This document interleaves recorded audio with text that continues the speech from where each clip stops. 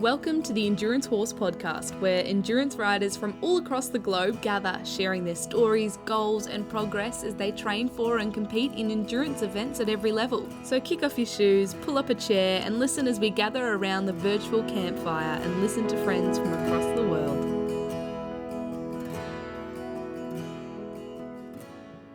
Good morning, and I realize it may not be morning where you are, but it is 7 a.m.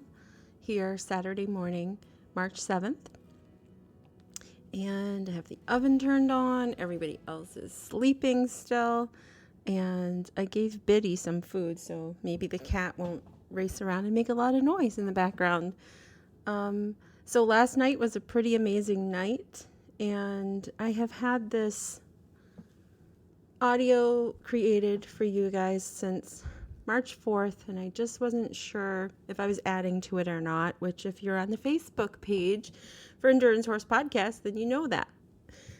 If you're not, look us up on Facebook. We have a Facebook group. So if you land on the Facebook page that just says Endurance Horse Podcast with a little orange logo, that's not the group.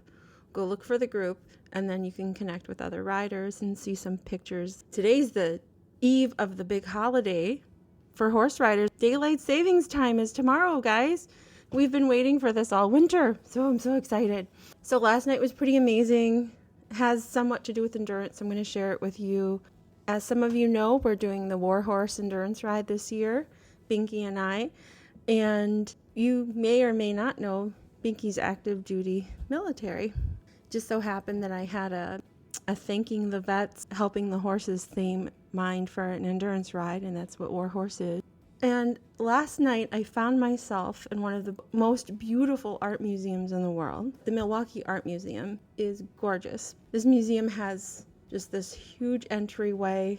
It has these large, I think it might be one of the only buildings in the world that has movable parts that looks like wings flying out over the lake. So last night I found myself photographing at the Milwaukee Art Museum because of a wonderful event that I had just learned of this year, and it's called Veterans Light Up the Arts, and it celebrates the healing power of art, and we were so blessed to meet so many veteran artists. For those of you who may not know, I am an equine and portrait photographer, and through the Warhorse Endurance Ride, I was introduced to Kit, who works for the Wisconsin Veterans Chamber of Commerce, and she looked at my website and saw my photography and said we would be honored if you would come photograph for us, which was, I will probably likely never forget that it was pretty awesome to be invited to photograph at the Milwaukee Art Museum and meet so many wonderful people and just have a beautiful night out with my husband.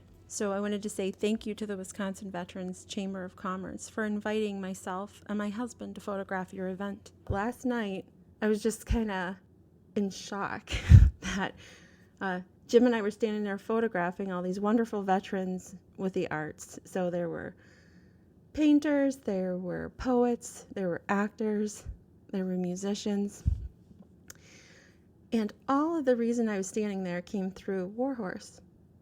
And Warhorse, because Jim and I donated to photograph this entire event for free, they were going to give us like so we're doing pro bono work, so they were going to give us an in-kind, which would be to be one of their sponsors. And they do a lot of branding and thanking you during the event. It's a huge event in Milwaukee. Got home pretty late, but it was amazing. Like, they had these projectors going. One was a live feed of what was going on the stage. The other one was the major sponsors, of which there were, a few. It wasn't, I would say that was less than 10. And we were one of them. So all night, Warhorse logo, the big written one, was plastered up on the side of this enormous wall in Milwaukee at the Art Museum. And I just thought, wow. You just take a step going forward and you just don't know where it's going to go. So you have an idea. And a lot of times, to be honest, we all have an idea and we don't go forward on it. And I wouldn't have had Binky not called me, had Amber not needed a break. Warhorse wouldn't even be happening until my kids are in their 20s and talking about getting married. And they're only, they're still little now. So, well, not little. They're getting taller than me, but to me, they're still, I digress. But the point is, it was a late night. It was a great night. And an endurance ride had their logo plastered all over the Milwaukee Art Museum last night. One of the other things I have found on this journey, and I'm just saying, I was afraid of ride management. So maybe part of this episode is overcoming fear. And I would have never acted on this had Binky not pushed me. And if you've met Binky, if you've known Binky, if you listen to her on the podcast, she's very bold and not afraid to speak up. And I am more the reserved person hanging out on the edge of things. And she's right in the middle. And she's not going to let me shrink back. And she's like, nope, we're doing this, right? So how would this be about fear? And I think it was just taking on something I had no idea what I would be doing. But the Distance Riding Association of Wisconsin was suggested to me as a resource who would fund the ride, most of the ride, pay for the vets, and give me guidance on what I need to do next steps, provide volunteers on the day of the ride. They would basically be a support system, and I would not be alone. And so thank you, Distance Riding Association of Wisconsin, because while I would have gone forward with this ride on my own without their backing, I'm so grateful to have their backing. So one of the things that happened so far was my son and I had traveled to Illinois to hear one of the last Navajo code talkers, Thomas Begay, speak down at an art gallery in Illinois called the Trickster Art Gallery. Beautiful Native American art. Probably not all what you think. It's modern art by Native Americans. And they had an enormous part of their gallery completely devoted to Native American veterans. So I am going to use this platform as an Endurance Horse podcast to just highlight the point that a lot of people don't realize there are so many Native American veterans. Like, they have a high percentage of service to this country compared to the general population. The general population is less than 1%, and the Native Americans is much, much higher. Not only, so you might think, wow, World War I or World War II, era, that Native Americans served maybe at a higher percentage rate. Maybe that was just like something you would think, because that was when a lot of things were happening. But I have learned so much, just unexpectedly. But by doing Warhorse, I've learned just so much. So post 9/11, a higher percentage of Native Americans served than any other ethnicity in the United States. After 9/11, almost 19% of Native Americans served in the armed forces. Currently, there are more than 31,000 American Indian and Alaskan Native men and women who are on active duty today. So when I went to listen to Thomas Begay speak, he's about 95 years old, so his son was with him and they both spoke. One of the things that I don't want to say so much made them sad, but that they wish wasn't the case, was that people don't realize how much they serve, how many veterans there are. And if you don't know this piece of history, if you're younger and you maybe don't know this piece of history, I don't think it's often taught in schools. Without the Windtalkers, our country would not possibly have won that war. So look it up. But the Windtalkers, there's a movie about it. If you'd rather watch a movie than read about history, maybe look that up, because it's completely based on what happened. So what that brings me to today is today's topic is different. It is honoring something that's going on with horses with the Native American community. So today on the podcast, it is about horses. It is about making connections. It's about a different kind of endurance. So in the last episode, Dr. Newton talked about the fact that you do not have to be an athlete to do endurance riding. Although she runs ultra races, trail races, she definitely is an athlete, and she has said that it helps her. The person that we're going to speak with today is the manager of a team called Long Feather Racing, and they do not endurance riding, but they do a sport where you absolutely must be an athlete or you cannot do it. And it's just maybe the photographer in me that saw these stunning photos, and I just could not get it out of my mind. So I thought, I'm going to take the opportunity to talk to this team on the podcast about what they do. And then by talking to them, they're going to learn about endurance and maybe listen into our podcast, and maybe they'll be interested, but maybe not. They're moving at a much faster pace than we do, believe me. So without further ado, I'll let them explain.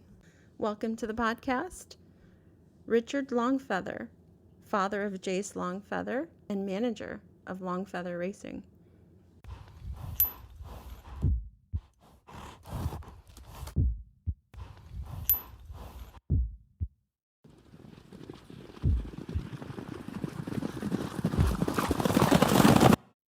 Four heartbeats.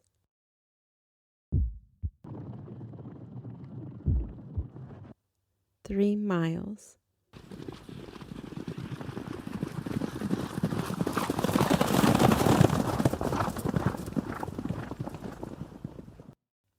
Two exchanges.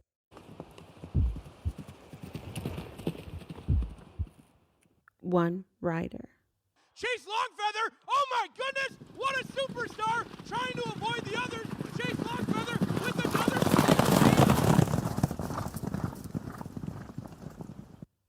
This is Indian relay racing. Join me today as I talk with the father of Jace Longfeather, Richard Longfeather of Longfeather Racing.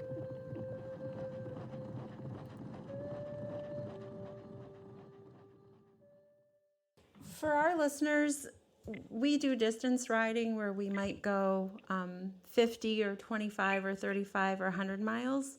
But I was just really attracted by the horsemanship that I saw on your Facebook page, and I will include a link to Longfeather Racing in the show notes for the podcast. But Okay. I don't know if our listeners know what a relay race looks like, so we're kind of introducing them. And we do have people who ride endurance from North Dakota and South Dakota. So could you explain how the three horses work into this race, and just explain to us from the start what a relay race looks like? Okay, I sure do that. Yes, you use three horses in what they call it. We call it the Indian relay because majority of the people that race on these are mainly Indian boys from our tribes and other different throughout the nation of the native country, through Idaho, Washington, Montana, the Crows. There's so many tribes that are out there, and they all do this, and it actually goes from here clear to the east of where you're at in Wisconsin. Mm-hmm. What it is it's three horses, one rider, and you have what they call a mugger, mm-hmm. which that mugger sets up the horse, and they give you a box of like a 10 by 12. You can't leave that, or you'll be DQ'd if you stepped out, or. So anyway, you have three horses, one rider, and a mugger, and they call it a mugger and a setup man. The setup man has the first, when they get on the line, the rider stands on the ground, and the setup man helps him hold the horse so he's positioned to ready to start running. Okay, when they say go or they shoot a gun, the rider's got to be quick enough, swing on, and off they go. And everybody's always ready, so you got to always be ready. When they say go, you swing on your horse, and you go around, depending on what kind of track it is. Usually the most common is 5/8, which is kind of close to a half a mile, or majority of them are mile tracks. But as you jump on the first horse, you ride like you're racing around the track. Full speed, just bareback. Chase Longfeather! Oh my goodness! What a superstar! Trying to avoid the others. Chase Longfeather with another clean exchange. And as you coming in to where you started, the setup man will have the second horse set up, ready to go, and the mugger, the person, like, and that's what I do. Looks like Longfeather and Mountain River are going to be the first ones home, but here's where the exchange is absolutely critical. You can't win it on the first lap, but you can certainly lose it on the first lap. Awadahe had a clean exchange, but right in front of me, all of a sudden, Chase Longfeather and the gray got off alertly, and Chase Longfeather with the lead. Is as he's coming in full speed, and I train my horses to do this. They're pretty cool. When they can, we call it coming in hot. It's full speed at me, and all I do is just crunch down a little bit, and when I'm about 3 feet ready to run over me, I stand up and tell him, hey, and he just sets up and slides, and it's nothing to it. And then the rider bails off. If he can run and just leap right onto the next second one, and off they go. Is Ashton Old Eck. Longfeather is in second, and we go down to the winner's circle. The horses coming in full speed, and the muggers are out there, and you just see the audience just go crazy because they love that excitement of, man, how can they do that? But the rider, it's up to the rider. The fastest exchange you make on the horse, you're going to win the race.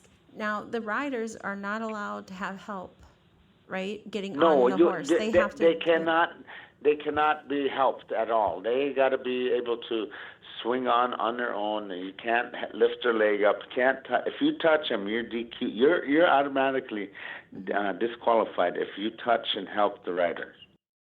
And what a brilliant exchange that has taken place. Longfeather has the lead as they negotiate the turn. Lap number 2.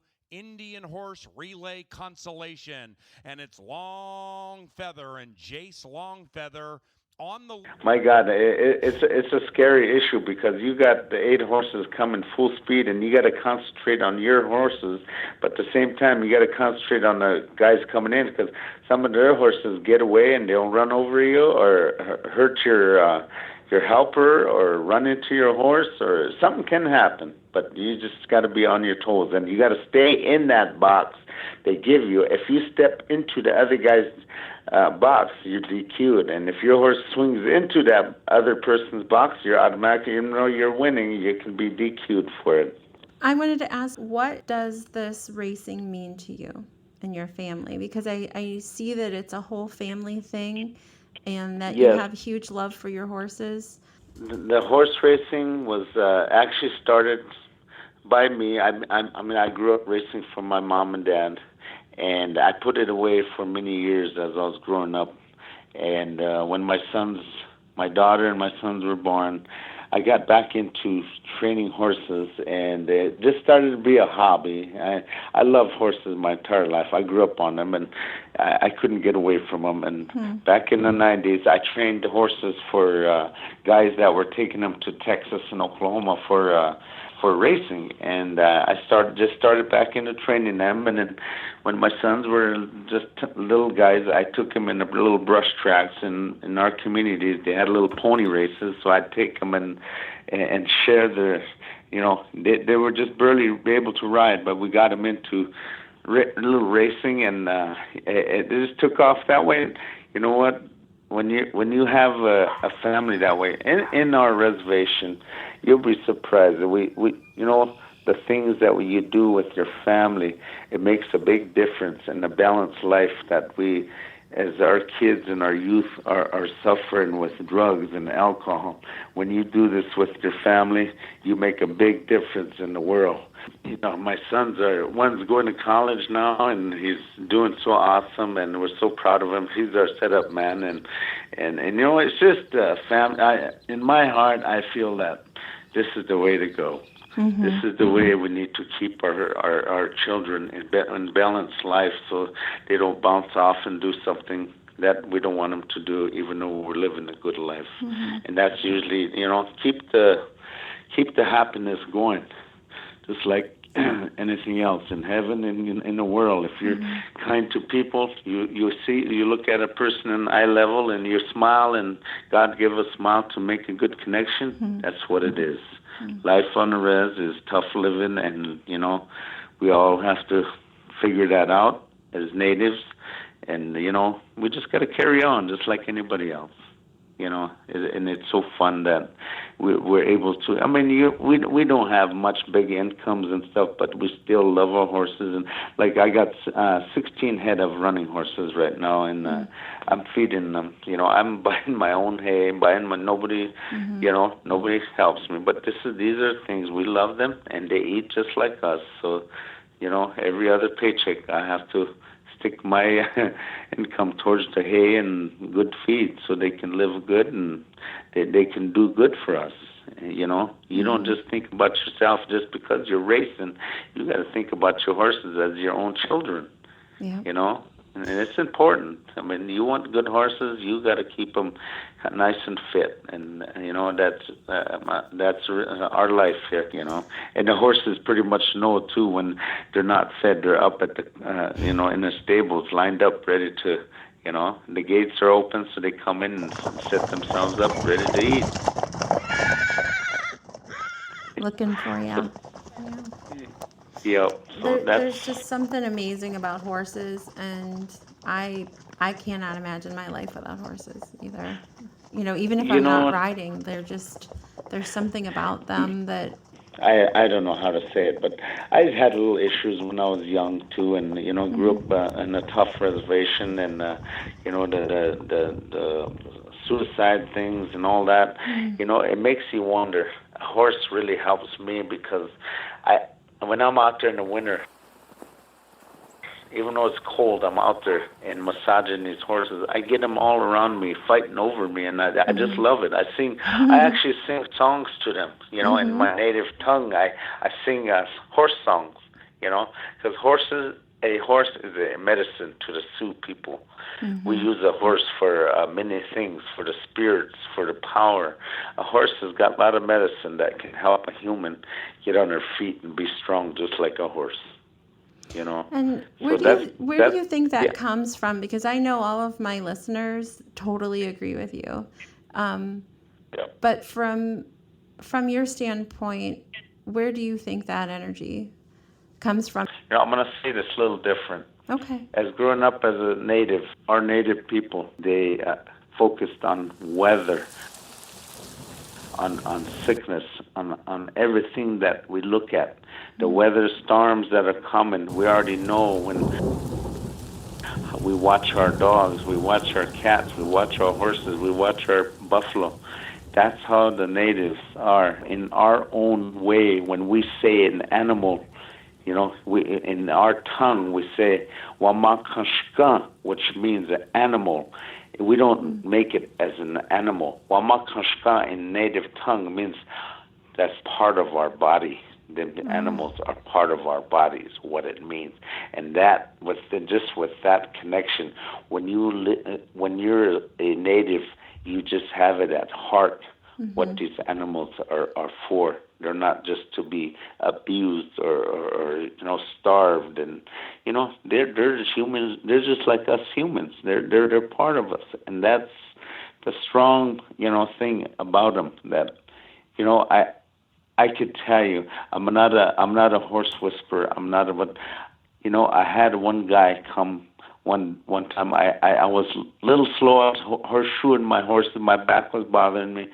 And I had a guy come and was going to shoe my horses, and he couldn't even pick up a leg on the horse. The horse was fighting him, and because what it was, the disposition in a human being. If your adrenaline is going, if your heart is ticking faster than you're kind of got a little aggravated. So what you need to do is go for a walk, get a relaxation in your system, and come back when you can pick the horse's legs. And you know what? They're just like a baby. They're just, I trim my horses without putting shoes on them, without a headgear on. I could say, okay, hold still, but and pick their hind legs up, trim them, clean them.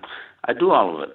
I have a big heart, and I'm a little tempered person at times, but when it comes to horses, they help me. They're my medicine, and that's how I treat them, and I learn a lot from them. I totally agree with that, and I do like to hang out with my horses, and I feel like they truly see my soul. They love you. The horse loves you to be beside a human, It's so interesting. They do, they accept you to be part of their herd. I think they have such different personalities. They do. I call my horses by their names, and they're so awesome horses, and I don't know what I'll do if they ever got old on me. I'll probably have a graveyard in my backyard here, but I couldn't split with them, I know, that's why I have no money, because I have horses, and my husband, he always says, well, we know where our money goes. Yes, right out there in the field. That's where it goes. The love of horses. Well, by God, you ought to come out west and join us when we ride the 250 miles to Wounded Knee. I was following that. We do that on December 14th. I saw that. It was 2 weeks to Wounded Knee to, give us our kids the little prayers of what our ancestors had to go through, Mm-hmm. Of course, now it's all different, but that's a 250-mile ride, and they also have one going from Low Brew country, all the way to Mankato, Mm-hmm. And I mean, those are representing our ancestors, what they suffered. We always want to bring their spirits back up, and knowing that we never forgot them, just like the horses. We never forget the horses is what we actually, think about them is part of our culture, and it's that's kind of endurance race or ride we do around here, It's pretty much almost the same common thing, I imagine. I was following along on Facebook with the ride to Mankato, and then I started to notice a photographer who was photographing the ride to Wounded Knee, and I was just amazed at the weather that you guys were having to put up with, and just the logistics of having a place to stay at night, and I was really impressed with how when everybody was staying over, how it was just like a big family get together. And it did seem like that it was bringing people together. It does, and teachings of our children that are involved to bring them to we're cultural people, and we stand strongly behind prayer and the pipe, and that's our thing, is that we represent the native, all nations that, bring them together. Wherever I go to, and another thing that I do with my horses, when I go on these big-time racing tracks, I'm a believer in power and the spirit of guiding your horses. We smudge our horses to keep the evil that can be out there, that somebody's native thought in their mind can bring it to you and weaken your race team. So we smudge and pray, and we sing a song, songs for protection and the health of other people to run with a good mind, clear mind, and share these races in a good way. Yeah, there's one particular sage. It's more of a stemmy, long, straight-up sage that you use for the ceremonies. And the sage that there's some that are in it's like native grass, almost looking like a big plot. And them are not really the type, but it's the straight-up sage, and they grow in certain areas where along in the Badlands, there's always out in the meadowy area where this type of sage we use for smudging grows. It's just everything that I grew up with. I was raised by grandparents. My grandparents raised me, even though I had my parents. I don't know. I was 8 of us in my family, but I was one of the fortunate ones. My grandma and grandpa took me in as a baby, and I was raised the old traditional way, and I grew up the old cabin way, and hauled water and no electricity, lamps. But now I have all that here, but I still appreciate what they've done for me to teach me all these old ways. And my first learning how to ride horse bareback full speed was my grandparents drove a set of team to 10 miles to town to get groceries or whatever they needed. And when they're driving, my grandpa used to just turn me loose and jump on a tongue and jump on the horse, and you can ride, and that's where I became I said at times I used to share this with my kids. I said that, he's when I was with Grandpa himself, he'll make the horses kind of canter a little bit, and he'll be just laughing. I said, I know why my grandpa, now as growing up, I said, I know why my grandpa used to laugh when it was just him and I. I said, I look like that little monkey on that dog,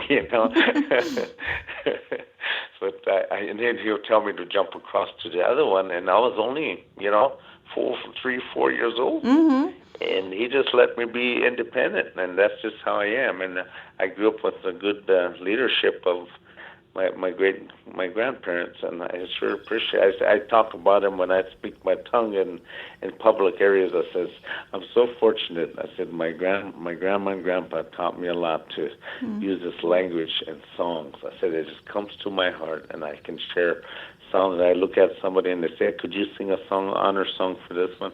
It just comes to me. I can share a song for that person. I'm not a singer either, but I just do it from the heart of being a full blood. I can't say I'm full. I'm not full blood either. I'm a half breed, so I can't say I'm a full blood. But I share a lot with my native side. So. Yeah, my grandparents are the ones who put me on the back of a horse too. I mean, my Oh, mom. really? Yeah, my mom. Because people say, when did you start riding? And my mom used to have a huge white Appaloosa, and she rode when she was pregnant with me. So I can say before I was born. But when people don't believe me when I say, look, when I was 4, I was off trail riding by myself. And people don't believe that because kids are not that independent today. But I'm telling you, as soon as I could get a bridle on my horse and a bucket to climb on top of my pony, I was gone. You were out I was riding. Out. And I'm so grateful for that because usually my mom lived in town. But when I went to my grandparents, that was kind of like my, kind of like you. My grandma had me for the first while. And then she had me again from like 8th grade on. So, but and my mom, she always made sure I had a horse. Like I always had a horse.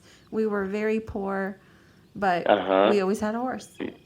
That horse was the one brought you up out of the. That's what I have to say is a person wasn't poor. As long as you had a horse and you could do things, you rode to the river, you did all the fun.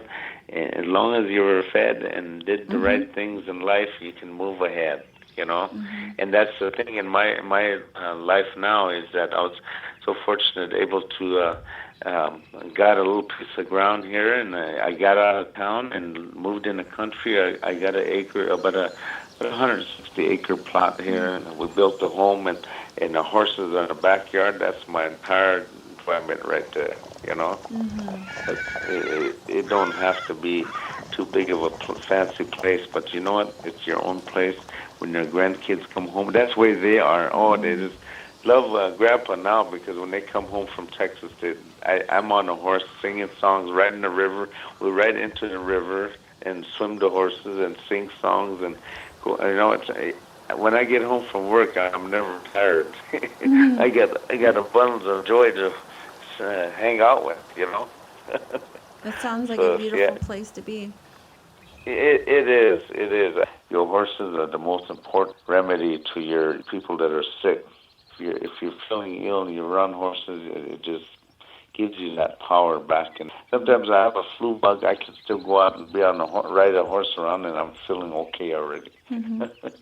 One of those things, The last 3 episodes of the podcast were a little bit different because they were about riders overcoming injuries, because people really wanted to talk about overcoming their injuries, and they wanted to talk about how their horses helped them.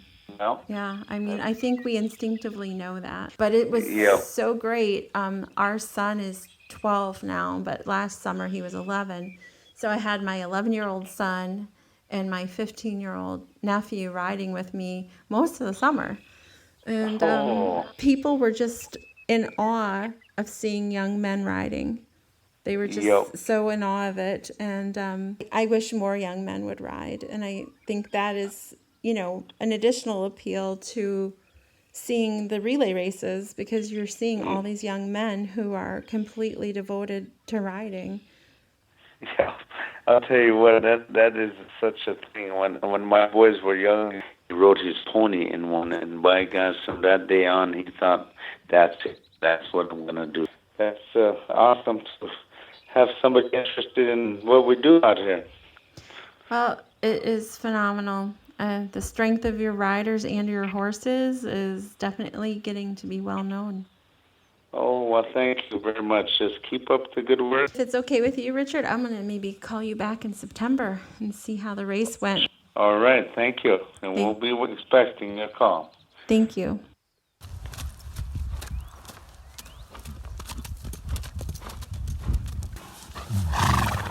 Hi, Jim. Hello. I had a wonderful night with you last night. Yeah, that was a blast. That was a long one. It was a long night. So you have gotten the pleasure to listen to the podcast before anybody else, and you got to hear Richard Longfeather.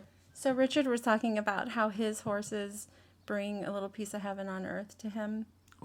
Telling goodnight to everybody, and no matter what kind of day you've had, if we just go out and do our chores, snuggle the horses and talk to them and give them a neck massage or a peppermint and tell them like life just wouldn't be the same without them.